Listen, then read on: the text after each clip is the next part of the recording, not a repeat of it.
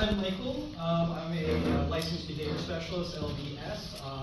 I had a master's degree in clinical psychology, focusing on counseling. I got my bachelor's in psychology and a minor in philosophy.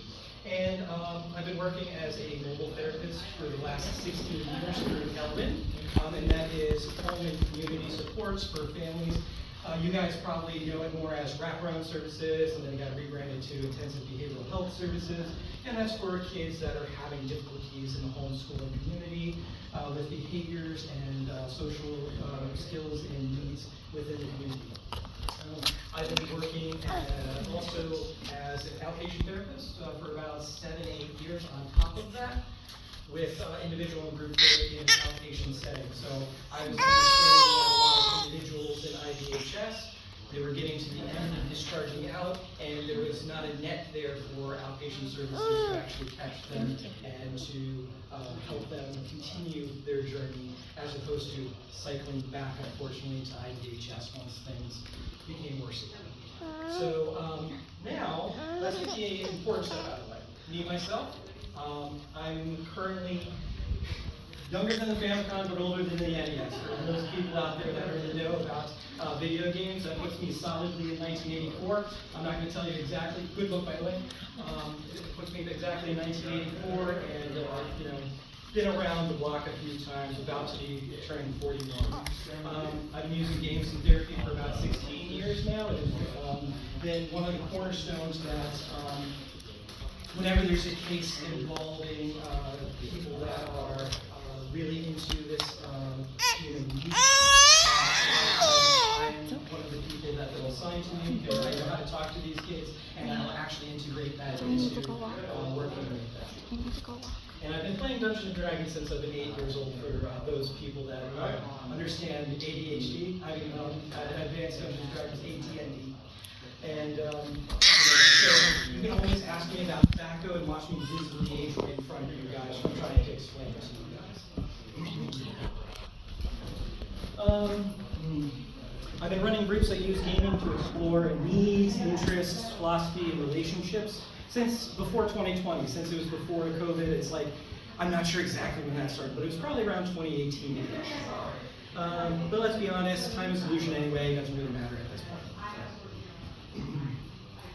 And, you know, this belief of being able to use games for exploring interests, needs, and socialness is the heart of the two groups I run, both of which use gaming as a tool for growth, social, and emotional needs. The first is because games matter. Oh, I went past that slide already. But that, everybody always is curious why I name the group Because Games Matter. And I'm hopefully, by the end of this, you guys have the same experience and feeling I do. At least that's part of what I want to do here. And the first one, it plays a critical role in a child's development. Kids engage with board games, video games, tabletop RPGs to explore common interests, navigate social interactions, and learn the difference in how we engage with media, and that it's not just okay, but it's valuable. This can be cooperative gaming, competitive, or even just parallel play. As long as you guys are interacting with each other and exploring things together, I'm all okay for it. Oh, I've been also known to program for food in the past, but that's a long time ago. The second group that I run is a Dungeons and Dragons socialization group. This is really focusing on kids trying to work together and problem solve cooperatively and build narratives, solve challenges. We use a variety of tabletop RPGs. For those of you who are not in the know, that's the one where you roll the dice and you act out a scene, basically. So we've been using Dungeons and Dragons. We've also used World of Darkness, Dread, Kids on Bike, freeform, imaginative play. We do whatever the kids want to do. We try to build that into a story. I've had kids in the past that have been with the program for a while even run their own games or experiences that they want. And then this group emphasizes teamwork, planning, understanding different perspectives while reinforcing agency and decision making, and where those things come in conflict for a lot of these kids. It is hard to feel like you have agency and control over a situation when part of the group is also like, this is not exactly working out for me. So being able to work through those experiences in a controlled and safe environment. So what is a game? It's always fun trying to define that word, right? What is a game? And, so we can think of it as something with a player, one person, you've got your solitaires and things like that. It can be many players. Sorry, I just lost the game for those. No faces here. Oh, there it is. Oh no, what happened? Oh, no, it's okay. Oh, okay. It has rules, expectations, boundaries for each player to be bound by. It can be different for each player. And we enter in a social contract when we talk about these are my boundaries inside a game.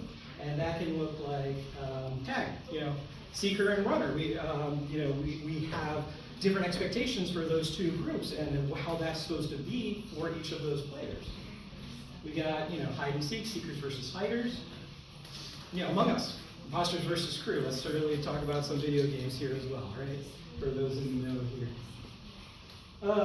And then also games have some sort of end state, win, lose, or draw, right? But also some cultures don't even acknowledge certain end states and do not utilize an idea of winners or losers. They're just exercising, moving, and exploring. And that's one of the reasons why some cultures outside of here have a bigger emphasis on some of these games as well. And then, of course, you can also break down how that end state is. Is it a cooperative thing? Is it an us versus them? Is it a player versus player situation? Is there a personal victory or loss in these situations? Oh, yay. So let's talk about some known examples of games, and then we'll get into some fun examples. Sports, go Eagles. They just recently had a good victory, I hear. I'm not much of a football person myself, but we got the normal board games and social party games. Oh God, probably all of you have known at least one awkward icebreaker game that you've done either at work or at school or something like that that is like, do I really want to do this or get to know these people? Movement games, we've been going over that as well. Being able to engage, run, play, do things in an imaginative way, right? Chess or competitive intelligence things doesn't always have to be, a one-on-one scenario. And then of course, Minesweeper, Solitaire, we've probably all been there when we're either in the hospital or a waiting room or something where all we have is a deck of cards and need to entertain ourselves. Oh yeah, video games, that's also, portion here. There's also things that you might not think of that can be considered games that you're playing that you come across. There's presentation. So my job as part of this game is to be entertaining for you, and to your role as a player, figure out if I'm worth listening to or not, right? What about therapy?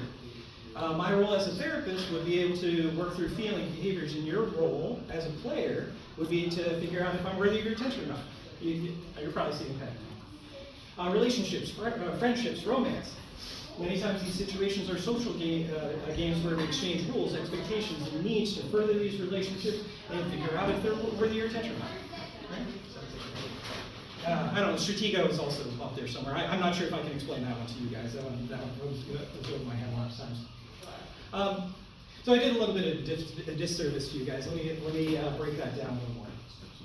So this presentation, we can also think of it not just as entertainment, but education through illustrating important needs and helping create new perspectives, right?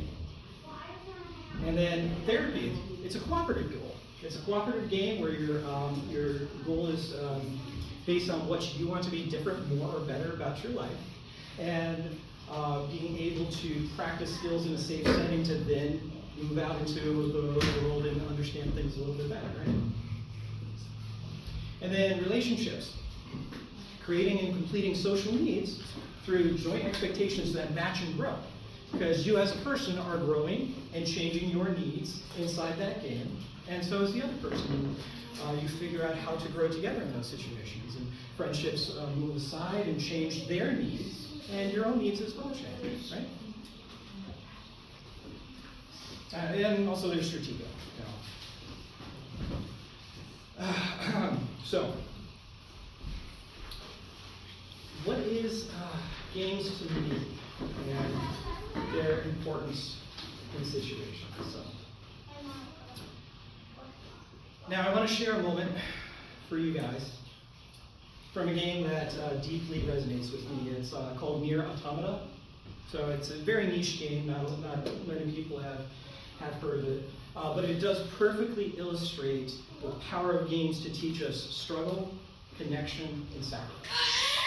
And I always try to remember about this particular game, Nier Automata, and the ending credits scene. So you've gone through all this game through it, and then the ending credits show up. And it turns into like a little Galaga, where you're just a ship moving back and forth shooting, and the credits are actually coming down and you're shooting at the credits, but they're also shooting back and it turns into a bullet hell. And you can actually fail on the credits, right? And I tried for over half an hour without conceding for help, because every few tries, what happens is it flashes on the screen things as, it'll give you a name, like a internet handle name, and it'll give you a phrase, sort of like, I tried my best, but one thing is for certain, you got this. So it gives you this little bit of encouragement, and also tacks on a country to it. So it'll say that, Jim Brown from Canada says this, right? And I found it kind of weird at that point. And then alongside that was a statement, do you accept defeat? Yes or no? And so my, hard-headedness kept throwing myself at this without conceding. And after about a half hour, I had put down my controller, I closed my eyes, I took a minute to reflect and concede and accept, and decided to try to move on and see what would happen. And then, when I did that, the music swelled as soon as I pressed yes. Music swelled, which it was very low before, but it swelled. It added more pieces to the chorus, and more ships appeared on string, encircling me as a shield, and all firing together at once.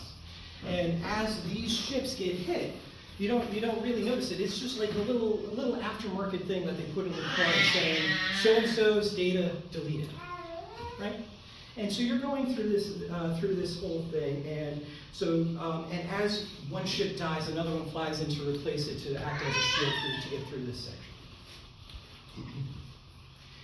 And so the phrases didn't really click with me at first, and then when you finally get it through it, there's a prompt saying that a lot have come before you, and that you too could be one of those individuals that you add to that other person, to another person's end screen to help them get through.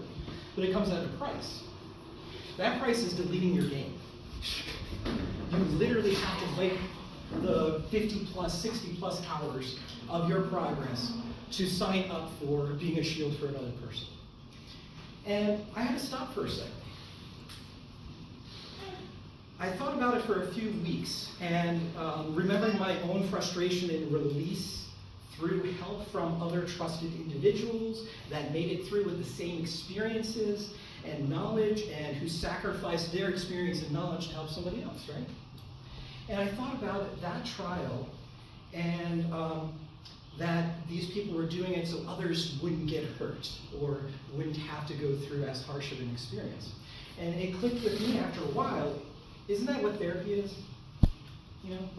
Isn't that what close relationships are to individuals? We sacrifice parts of ourselves, our time and experience, in order to help others through those struggles. And that's okay. It's not weakness. It's connection. And that's what really that told me. And I take pride in my files, in my games. I take a lot of pride. Anybody can tell you that, who knows me very well. And so it took me over a year of thinking about this every couple months or so, that I finally logged into my PlayStation and I clicked the button to delete everything from that game. And my name became a shield for somebody else. I will never know who they are, if it ever gets used, but I hope that in that moment, they had that same experience, that they were not alone.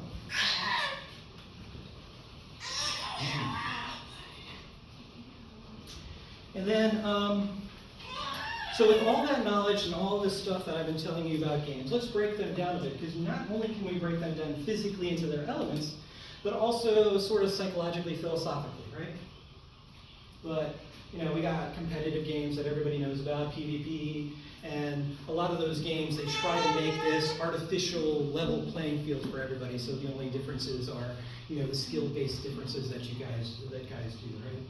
And then, you ask a lot of experts. A lot of experts will say these are not truly games of chance, flipping coins, things like that. War, a lot of people, a lot of experts will say it's not a game because it is fully figured out what the ending will be as soon as the deck is dealt out to you guys. It's always going to end the same way if you have the same deck order at that. The only difference is if you shuffle the deck after every round, which some people do, then of course, then it becomes a bit more of a game of chance rather than completely selected through, right? Mimicry. We got our role play. We got people playing side by side in parallel and trying to come up with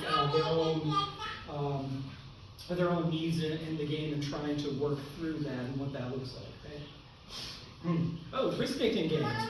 Anybody ever skydive? I have not, but there's that risk-taking is sort of a game, right? Yeah. But horseback riding, you know, just rolling down a hill. Who's done that as a kid? Oh, come on. Yeah, everybody. I love that. Now, roller coasters, that adrenaline rush and everything like that. But also, breaking down games physically and really thinking about what we get out of it, can we also say that they're unproductive, contained inside that situation, unreal and optional? You know, there seems to be a disconnect between what we're doing there and inside the real world, right? They don't produce any goods for us. You know, it's not like there's an economy where, you know, if you play this game that, you know, you get something. It seems isolated by the real world, unpredictable, with the games of chance and mimicry and all of that. And it seems to run on a continuum between completely run by rules, or completely unregulated in free form. So where's the connection between all of that, right? So let's try to, you know, figure out ways to build up those games in ourselves again. So, you know, I personally really don't think they're unproductive or anything. I think a lot of you can agree too, because there's a lot of building skills through experience. You know, there's a concept of generalizability of these situations. If you can, for a great example, I had an individual that loved to play Pokemon, but he would always just mash through the text because his experience of reading was almost hurtful. Almost, it was dysgraphia and dyslexia, and it was just so hard. But once we were able to show him that, you know, reading as integral to that, his favorite thing to do is then to go to the library and start reading and catch up on those skills, so that he could actually play in the game and then generalize those skills elsewhere. Think about cats learning to hunt. You know, the lion cubs will pounce on the mother or the father. The father will give them a little bat, and they have their own little thing, right? Practicing connections and needs. Once again, Dungeons and Dragons, you know, you get into social situations and you try to figure out, this is not working out quite right, but how do we both get our needs met in this situation, right? You practice what you know. So let's say you are definitely, you know, like first-person shooters and things like that, and you have particular skills in one game. You can go and produce those in another and also actually grow them. But you also practice what you don't know, right? You like to, and I feel like a lot of games can be boiled down to a lot of puzzle aspects and learning and deep diving, even something like a first-person shooter. When you think about a first-person shooter, you're just running around shooting other people before they shoot you. But there's also lots of other things around that, isn't there? You know, and you figure out what can be you know, acceptable or not in those social situations, what works or not. You find solutions to problems. Once again, a lot of these games can be broken down, and what can be very enticing to these individuals is that these things are problems that are trying to be solved, trying to be understood, trying to work around, right? Trial and error, right? So a lot of times, especially kids, they don't have a clipboard and they're not writing down their math equations on what's the best way to do X, Y, and Z. They figure it out through trial and error, right? And even in our adult lives, we do a lot of trial and error, especially when it comes to what our expectations are for work, or what we need from the grocery store, or anything like that. Oh, I'll get back to that later. And having multiple strategies, which one works for you? And are you doing it because you're trying to get the best results, or are you trying to do it because it's good for you or easier for you? And confidence in skills. So, a lot of PT loves to do games because they understand that it'll involve kids more with their movement and their understanding and being able to practice these skills and build confidence in those skills, because they can actually see those improvements and working on them, see changes. Being able to get from one level to another, and after multiple situations of trial and error, can build that confidence. Generalization of skills to other areas, I think I've covered that a lot, but being able to practice skills from games, either socially or with math, reading, what have you, or better critical understanding of the situation, can help out in other areas. And this is a concept I talk to everyone about, and it's so core to this. It's a concept of fail early. It doesn't feel good to fail, does it? It's like you can feel it in the pit of your stomach. But what do I mean by fail early? Failure is a part of success and still a step towards it. Now, no matter what you're doing, games included, you're going to fail before you succeed until you figure out what's working out for you guys, right? And you're learning what works and what doesn't work in that situation. And that is good and okay and positive, right? Failure, now you know something that doesn't work. Let's readdress the situation. And in the case of video games, you can explore these consequences in the safety of the game, right? Oh, agency. Agency, a feeling that you are in control of a situation, right? This can be very important to some people, even adults. Sometimes we feel like we don't have agency or control, or that what we're doing can produce an effect in that real life world, right? I know there's probably some emails that you get that from your employers or something where you're like, well, this could have been done a little bit differently, or I don't want to do it that way, but now I'm being commanded to, or something like that, right?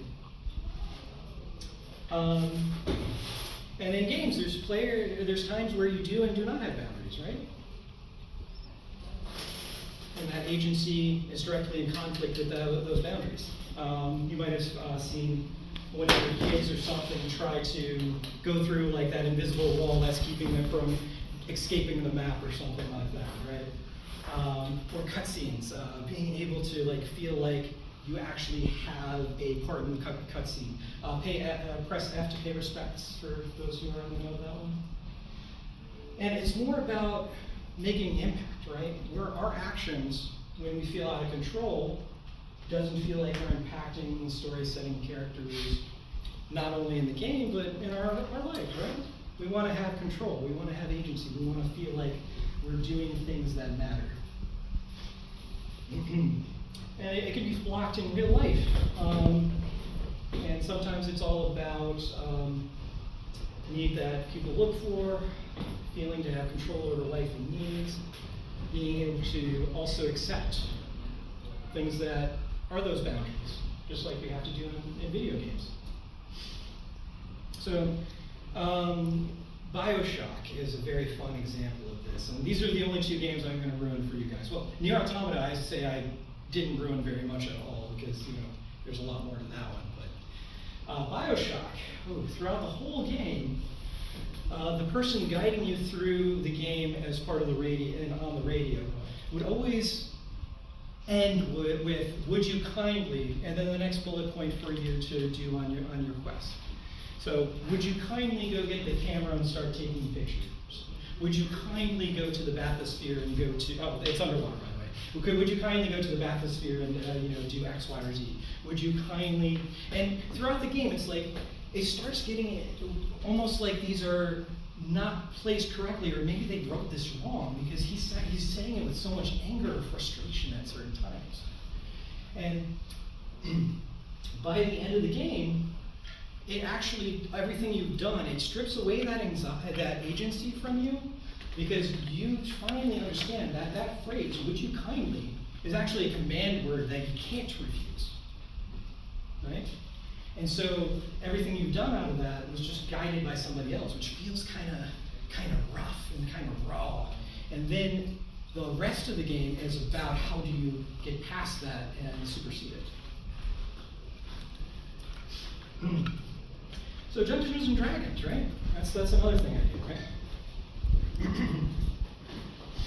So social expression, group cohesion, common versus individual goals. This is the bread and butter of any D&D campaign, I would say, because how can you get a group of 5, 6, for me, sometimes up to 10 individuals, and have them, given a prompt, want to act all in a certain way?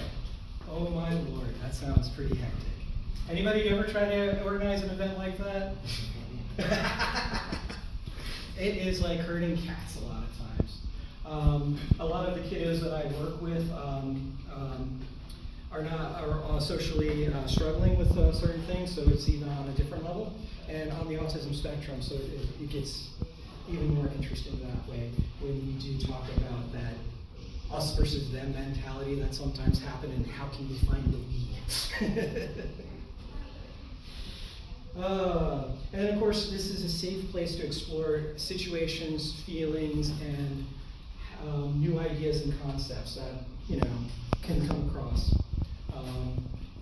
And once again, I have other kids also try to direct these things and work on that higher level of, not only am I a participant, now I'm trying to organize this thing and trying to understand all of these perspectives and how do I manage that and work through it, right? And then finding trust and those common needs and experiences and situations. So a lot of times there's, at the beginning of a campaign, oh boy, there's a lot of conflict. There are a lot of people who are the us versus them. But as they start understanding those different perspectives, they start growing as a group, and then start to possibly even take roles on in the group and be like, okay, I'll be the tank, you be the healer, you step back and do X, Y, and Z, alongside being able to understand and be okay with the other perspectives and why people are doing those things, right? And then peer difficulty and finding that common ground. I think I've talked about that quite a lot already. Oh yeah, joint perspective taking. So we have this situation, how can we all attend to it?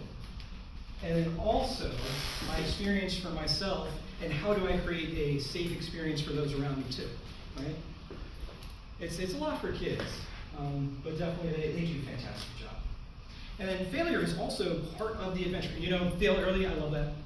Fail early always. In D&D, if you roll a 1, you're gonna fail. Simple as that, 5% of the time, always a failure. 5%, always a success. So you can try to do something very, very outrageous, but you might actually succeed in it, and it feels wonderful. And then also the failure, you can tie that into the story or what you need to and grow it, right? Gamification, yay. And then there's more and more people that are trying to use gamification to enhance and understand skill sets, especially in the medical field, especially in the mental health field. So if you can make a game out of it, you're gonna get a better ability for individuals and kids to address it, understand it, and work through the process, right? Teachers do this a lot too, industries, wait. So you wanna know why so many people have Wawa gift cards, Wawa rewards cards, things like that, or whatever your choice reward card is? They're gamifying you. You know, you can earn points to get free stuff and do things. Dr. Pepper, there's so many industries that are working on it. And, you know, they're there, those things are there to gamify you, you know, for better or for worse, because sometimes there's bad ways to do it too, right? That, you know, take your agency away, but that's a different talk. Oh yeah, loyalty apps. And think about how you and your own children, how you watch them, even as babies, do and learn through aspects of play. Is this something I can put in my mouth? How does it taste? Do I want to put it in there again? I was going to look at Roman for that one, but he's out in the other room. All right. What can you guys as parents do, right? Very simply, you know, be aware of what they're playing and why, right? There's a lot of kids that get a lot out of just joining with their parents and understanding and being able to experience and explore those types of things with them, right? You know, get into their media. YouTube is such a big thing now for kiddos. You know, watch the media with them, fill in the gaps in their understanding. They're not going to understand, you know, references from millennials talking about certain things, and you can help fill in the gaps and have that shared experience with them then, right? Generalize what they're doing already. You know, if they're really enjoying, you know, Boon's TD6 like my son is right now, how can you adapt that into that tower defense mind frame into someplace else? Or, you know, if they're playing Pokemon, as a great example, the Pokemon example, you know, generalize that reading elsewhere and show how it is beneficial in other situations and needs. Use what they want for what they like for social activities. You know, really show them the value of it themselves as well. And then even if you're just if you can play cooperatively with them, go for it. They would probably love it. They might hate it at first, but then they're like, oh wait. You know, if we're playing Bloons Tower Defense 6 and you're building things up here and I'm building things down here, we're helping each other out here, right? But even if it's parallel and they're like, oh, I just unlocked this. Well, I'm just working on this, right? Mm-hmm. See what skills they're missing. And you yourself can probably find something that can fill in that gap for them. Right? Mm-hmm. And to this day, I'm still learning about things. Right? I'm always trying to learn more, adjust myself, adjust my approach, and walk forward, right? So where your energy is spent is very important, right? There's 20,000 things that we're worried about at any given time, but what is the bottom line? If you actually, like, a grocery list, oh yeah, I said I would get back to this. If you have a grocery list of 30 items and you're very worried about getting those 30 items, what is the bottom line of what you need? What is the 80% is usually, oh, perfect. 80% is usually what you want to focus on because there's going to be purchases that are much more of the budget than others. And then those are the ones that you can, if you need to budget, be like, okay, is this something I really, really, truly need? Most of the time, 80% is a perfect magic number where if you're looking at any budget or anything like that, where you know, a few things will add up to it. And watch for the numbers that are being missed, which is what I'm doing right here, right? So, meeting with each kid individually, very high maintenance, very, I can't see 30,000 kids a week. I see a lot, I'll say. I see a couple dozen, but it is, with each family individually, is very, very, very high effort, right? But being able to speak to all of you guys today, you guys are all parts of different communities and can take some of this information home and run with it, I hope, right? It is definitely a very, very good thing to keep all these kids in mind and how they learn. And video games, largely growing still. There was a fun statistic, which I haven't fact-checked completely yet, but it sounds actually kind of accurate, that approximately 50% of youth between age of 6 and 13, 12 or 13, have logged into Roblox and experienced something, right? That's a lot of kiddos nowadays that are looking at these forms of media and trying to engage and meet their needs socially. especially after once we've had the 2020 pandemic and a lot of skills dropped off. Nobody was meeting with each other. Nobody knew how to engage in those situations and those needs. And each person of you, each one of you as a person, have a community that you can experience and hopefully have a feel of a little bit of a call to action.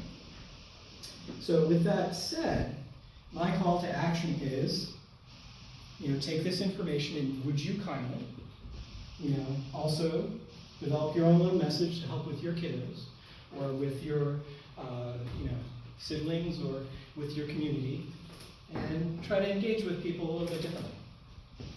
All right?